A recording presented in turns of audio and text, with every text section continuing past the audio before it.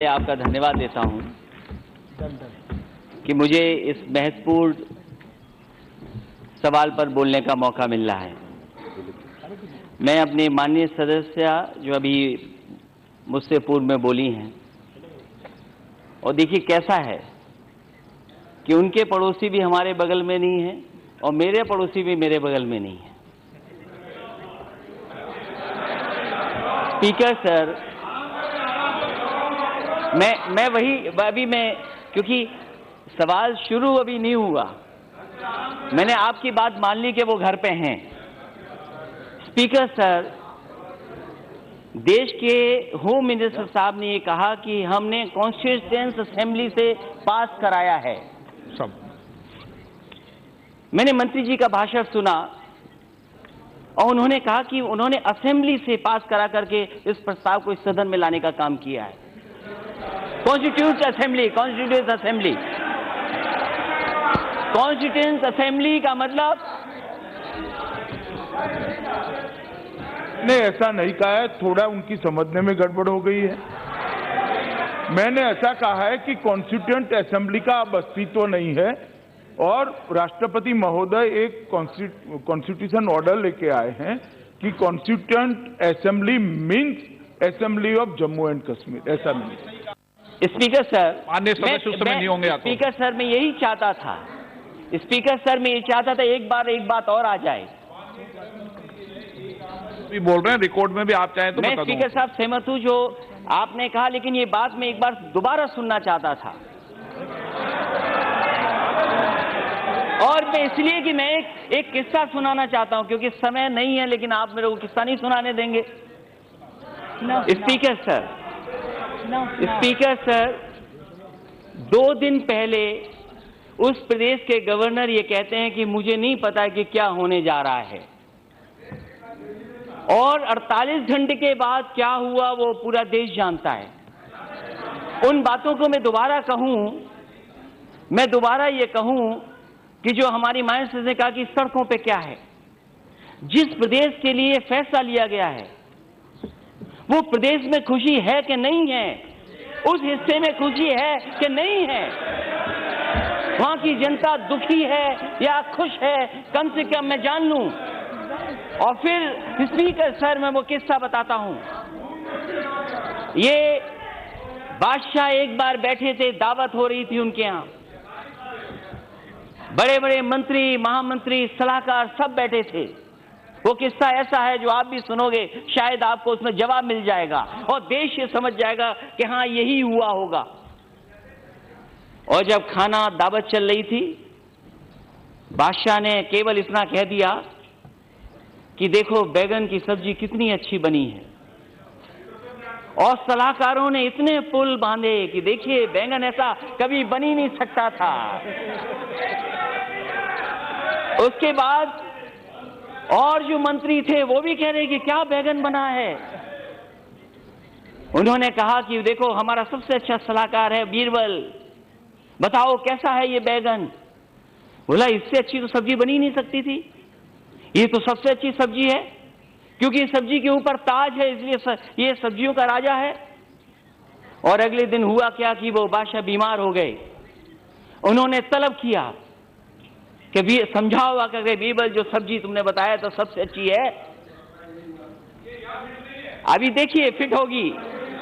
और जब बुलाया गया तो देखा कि बादशाह बीमार हैं और उनके आसपास चारों तरफ जितने भी हकीम, जितने भी हो सकते सब थे। उन्होंने बीरबल से पूछा, ये बताओ कल तो कह रहे थे सब्जी अच्छी है और ये आज आप आते ही बुराई करने लगे, और जब बुराई कर रहे हो तो आखिरकार क्यों बुराई कर रहे हो। तो बीरबल झुक करके कहा, बादशाह मैं कोई बैगन की नौकरी नहीं कर रहा हूं, मैं बादशाह की नौकरी कर रहा हूं। अगर बादशाह को अच्छा लगेगा तो मैं अच्छा कहूंगा, बादशाह को खराब लगेगा तो मैं खराब कहूंगा। तो माननीय गवर्नर साहब ने वही फैसला लिया जो फैसला आप चाहते थे, वो कॉन्स्टिट्यूएंट असेंबली का फैसला नहीं है, ये फैसला ऊपर से नीचे गया है। और ये दुख की बात, अगर स्पीकर सर, कश्मीर में किसने क्या खोया, हमने भी खोया है, हमारे लोगों ने खोया है। हमारे साथ में जिसने मुझे कमांड किया मिलिट्री स्कूल में, वो 2 बार का एडीसी था यहाँ पे राष्ट्रपति भवन में, major Govinder Singh Rathore. Speaker sir, नहीं सर, ओके, नहीं, I am not yielding him। Speaker sir, ये स्पीकर सर, मैं कहना चाहता हूं, वो यहां से गया अपनी नौकरी छोड़कर। I am not yielding you, I am not yielding you, I am not listening, I am not yielding, I am not yielding। Major Govinder Singh Rathore यहां से नौकरी छोड़ के गए और वो शहीद हुए, वो आतंकवादियों के सामने शहीद हो गए। स्पीकर सर, मैं जिस मिलिट्री स्कूल से पढ़ा हूं, मेरे फौज के लोग न जाने कितने शहीद हुए हैं। और अगर फौज के लोग बैठे हों, या अगर कोई यहाँ फौज के बारे में समझता हो, तो मेरे स्कूल के पढ़े हुए न जाने कितने नौजवान शहीद हुए हैं वहां पर। जो 2 बार राष्ट्रपति जी के साथ एडीसी रहा हो, वो शहीद हो गया वहां पर। क्या हम कश्मीर के लिए, क्या हम नहीं हैं? क्या कश्मीर को हम नहीं चाहते? क्या हमारे देश का कश्मीर नहीं है क्या? मैं जानना चाहता हूं। स्पीकर सर ये बोलते हैं कि 70 साल में कुछ नहीं हुआ। मैं आपसे जानना चाहता हूं कि 11 साल तो आप अपने क्यों नहीं गिनते हो? अरे 70 साल बदलो। अब हाँ, वो तो मुझे लगता है कौन कौन कंफ्यूज हुआ है। कंफ्यूज तो बहुत पूरा देश कर रहे हो, और कंफ्यूज इसलिए कर रहे हो कि जब से ये लोकसभा सत्र शुरू हुआ है, आपने देश के 20 करोड़ लोगों के लिए काम किया है। अभी 110 करोड़ लोगों के लिए काम आपने नहीं किया है। अभी तक स्पीकर महोदय 20 करोड़ लोगों के लिए काम कर रहे हैं। और मैं जानना चाहता हूं, 11 साल अपने गिनिए। और पाक ऑक्युपाइड कश्मीर, मेरा सवाल है स्पीकर महोदय सरकार से कि क्या पाक ऑक्युपाइड कश्मीर किसका हिस्सा है? ये सरकार बताए, ये सरकार बताए। और ये बताइए, कॉन्स्टिट्यूएंट असेंबली में, स्पीकर सर, कॉन्स्टिट्यूएंट असेंबली में बताइए 24 सीटें खाली हैं कि नहीं खाली हैं? अभी आप क्यों नहीं भर पाए? आपसे नहीं सुनना चाहता हूं कौन भर पाएगा। आप नहीं भर पाओगे। अगर भरने का भरोसा कोई दिला सकता है तो देश के होम मिनिस्टर दिला सकते हैं। आप हिसाब दिला दीजिए हमें भरोसा कि पाक ऑक्युपाइड कश्मीर भारत का है, और जो 24 सीटें खाली हैं वो भी भारत की हैं। हम देश के साथ हैं, हम भी।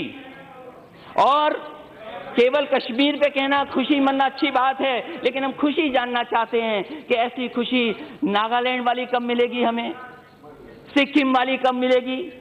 मिजोरम वाली कब मिलेगी? और जिस तरीके से आपने लोकतंत्र में छल कपट किया है, धोखा दिया है, दबाव बनाया है, आपने बंदूकें ही कर दी साहब। आपने कहा भरोसा दिलाएंगे। अगर वो शब्द अनपार्लियामेंट्री निकाल दीजिए आप, अनपार्लियामेंट्री शब्द निकाल दीजिए। आपने कहा सबका साथ, सबका भरोसा। कार्रवाई से निकाल देना, कार्रवाई से निकाल दिया,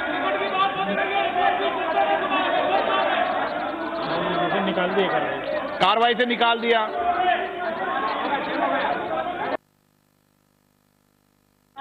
अध्यक्ष महोदय, अगर अनपार्लियामेंट्री शब्द तो मैं वापस लेता हूं, लेकिन बल का उपयोग हुआ कि नहीं हुआ? बल का उपयोग कौन नहीं जानता कि क्या फोर्स भेजी है वहां? आप गलियों की तस्वीर हमें क्यों नहीं दिखाते हैं? अगर कश्मीर स्वर्ग है तो हम भी तो स्वर्ग को देख लें, जब उसके लिए इतना बड़ा फैसला हम सब बैठ के ले रहे हैं। हसनैन मसूदी जी,